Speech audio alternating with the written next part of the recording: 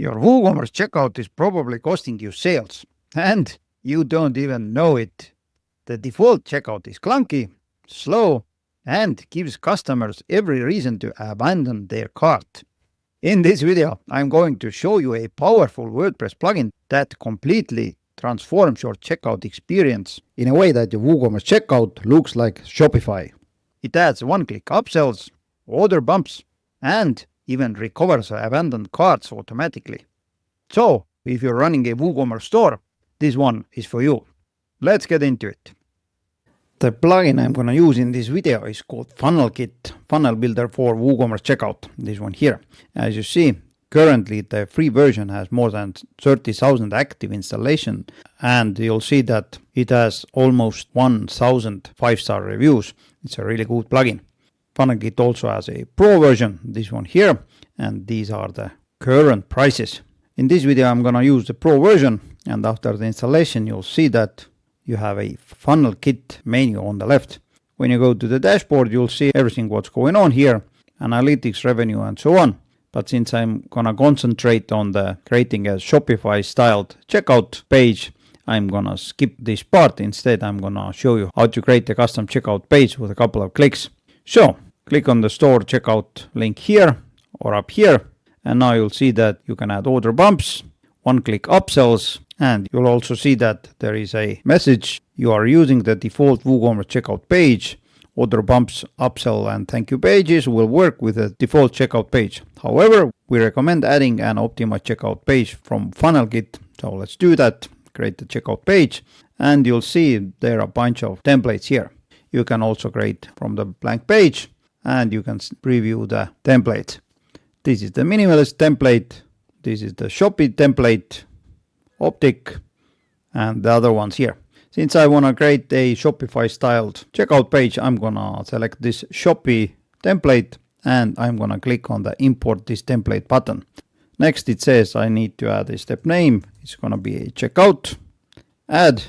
It says that this template needs Slinkblocks plugin activated. I'm going to activate it, and it's done. There is a preview button. You'll see this is how it looks like at the moment. What else you'll see? You'll see that there's a 3 dots menu here. You can edit it, set it as a draft, or create an A/B test. This is the analytics, how many views, how many conversions, and what's the revenue from this checkout page. If you want to edit it, then just click on this button and edit template. What's good about this plugin is that it works with Gutenberg blocks, Elementor, Divi, Bricks, and it even works with Oxygen Builder. In this video I'm using the Gutenberg, so let's start with this one here. When you click on the element, you'll see all the elements here. Checkout form, inner container or container itself. When you click here, you'll see that you can basically customize everything. Form header, whether to enable or disable it. This is the header. Next, collapsible order summary, enable or disable it. This is the option to collapse the summary. Just to show you, this is the preview, and you'll see that the order summary is collapsible. You can also activate expanded order summary, which means that by default the summary is expanded. If you want to change the text, which is displayed, then this is for the header, this is for the expanded view text and coupon button text. If you would like to disable the product image, you can do it here. Enable or disable coupon, collapsible coupon field, quantity switcher for the product, whether to allow the deletion, this one here. If you would like to display the regular and discounted price, then activate this option. Low stock trigger, and if you want to know what is a low stock trigger, then you'll see this down below here. You can also change the text displayed for the quantities. If you want to activate total saving message, then activate this option. Next is the contact information part, and you'll see contact information section is this one here. You'll see only one option, whether to display the contact information email field as a full width, 1/2, 1/3, or 2/3, but it says that there is a checkout field editor, which allows us to add new fields or edit the existing fields. Later I'm going to show you how does this work. When we scroll further down, there's a shipping method area, and you'll see you can customize the shipping address layout here. The same with the billing address. But once again, there is a checkout field editor. Coupon options, order summary options, payment gateways. This is the heading. You can also add a subheading. Checkout buttons, change the text or add subtext, whether to enable icon, this padlock icon here, and whether to enable or disable the price displayed on the button. Under the style, you'll see you can customize everything here. Colors, headings, typography, background spacing, and so on and so forth. You can do it for every section separately. Same goes with this part here. And what's nice, you can add your own blocks here. For example, let's add some random image from the library. This one here. Save, refresh, and there it is. This way you can add all sorts of relevant information on your checkout page. Now it seems to me that this section here is not relevant because it duplicates this section. Therefore, I'm gonna just disable the order summary part, save it, and done. Now let's go back to the settings, and you'll see that down below the edit template button there is a checkout form fields area. It displays contact information, shipping address, shipping method. That is this one here. If you would like to reorder anything here, then just drag and drop, just the way you like. Save it, refresh your checkout page, and what you know, the shipping method is on top here. Let's drag it down below, save, and done. Currently I have only one step, but if you want to add any other step, then click here, and there's your next step. If you want to add anything under this step, then just add a new section, give it a title, for example, additional information, add a subheading if needed, classes if needed, add it, and there it is. Now you can add your own fields, for example, order summary, order total, whatever it is you want to add here. Save, and when I go to the checkout page and refresh it, you'll see this is the first step. This is the next step, and all it took for me was a couple of clicks. At the moment I don't need this second step, therefore I'm gonna remove it, and I'm gonna show you how to edit your checkout fields.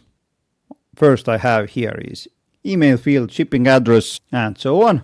If you want to edit something, then just click on the field name, and you can select whether it's required or not. Depending on the field types, there are separate options. For example, this is for the regular field, but when I click on the shipping address, you'll see that I can reorder everything here. Just drag and drop everything in a place you would like it to be. For example, let's add the phone number on a first position for the shipping address area. This icon means that the field is hidden. For example, let's enable it, update it, save it, and now after refreshing the page, you'll see this is the field here. But since I already have first name, last name, these fields plus extra phone name, I can delete this one here. I can remove those and instead activate these two fields, update, save, and now when I refresh the page, you'll see phone field is the first one here. Easy peasy. But at the moment, I'm gonna drag the phone field down below the first and last name. If you want to create your own fields, then click on this add new field button, select the field type, whether it's a checkbox, radio, HTML dropdown, select, multi-select, paragraph, text, number, telephone, hidden, or any other field. You can also add file upload field here. As an example, let's add a checkbox. I'm gonna add a label. Do you need help with the setup? Add a order meta key, whether it's true or false, whether to display it on the thank you page, order email, and whether it's required. Now I'm gonna add a new section, additional information, add, drag this one here, save, refresh the page, and you'll see there's the field I just added. Great, now let's go and take a look at the products. what happens here is that you can select whether to display this checkout page for all the products, or you can create a customized checkout page for specific products. For example, if I want to display this checkout page only for this product, I can select it here. I can include variants if needed. At the moment, I'm going to skip it and I'll use this checkout page for all the products. Under the optimizations, you'll see that when you enable it, it displays the Stripe, Apple Pay, Stripe, Google Pay, PayPal Express and Amazon Pay smart buttons for express checkout, but you need to enable and configure these payment gateways. Smart login allows you to display the login form. Next important field here is Google address auto-completion. When you enable it, you can disable it for specific countries, but pay attention that when you enable it, you also need to go to the settings, general, and you need to add your Google Maps API key here. Otherwise, it doesn't work. I have it activated, therefore let's test it. I'm gonna add a street name and you'll see this is what I can select here. Awesome. Okay, back to the store checkout. There's an auto apply coupons option. If you would like to surprise your buyers with a special auto applied coupon and you want to reduce cart abandonment rate, then you can activate it here. Enter the coupon code, for example ABC10. There's an option to disable coupon field. I'm not gonna disable it. Instead, I'm gonna save this auto apply coupons option. And now when I refresh the page, you'll see the coupon has been auto applied here. Great stuff. There are a bunch of other options here, but in order to keep the tutorial short, I'm gonna skip these. For example, time, checkout expiry, and so on. Now, one more thing I would like to show you is that there is a shipping method here. I have been asked a couple of times that I'm selling courses or downloadable products. What can I do? Well, if you set up your product, then pay attention that you have to select this option. It's a virtual product. If it's downloadable, then add it here. And now when I add this product to the cart and go to the checkout page, you'll see currently the shipping method has been activated. It's because the bike rental product is here. I'm gonna remove the bike rental product and now I'm gonna go to the checkout page. You'll see, since it's a virtual product, no shipping method is displayed here. And now there is a shipping method heading here. Go to the store checkout page and just delete this section and you're good to go to sell your digital products. Okay, now when the checkout page has been created, under the actions, verify that it's published. And now let's test it. This is my shop page. I'm gonna add the product to the cart. Let's remove this virtual product. I'm gonna go to the checkout page and this is my checkout page. If you wanna see how does it look like on the mobile, then this is the optimized version for the mobile. And if you want to customize it differently for the mobile, then you can use your page builder to do that. For example, mobile page here, select the element and under the styling options, you'll see there is also an option to select your device size. But yeah, this is how does it look like on the mobile. And this is how does it look like on the tablets. Great stuff. So, as you saw, creating a custom WooCommerce checkout page, which looks like the Shopify uses, is really easy with the help of the FunnelKit plugin. I'm going to put the link to this in the video description, so just follow the link, grab the plugin, and you're good to go. Wait!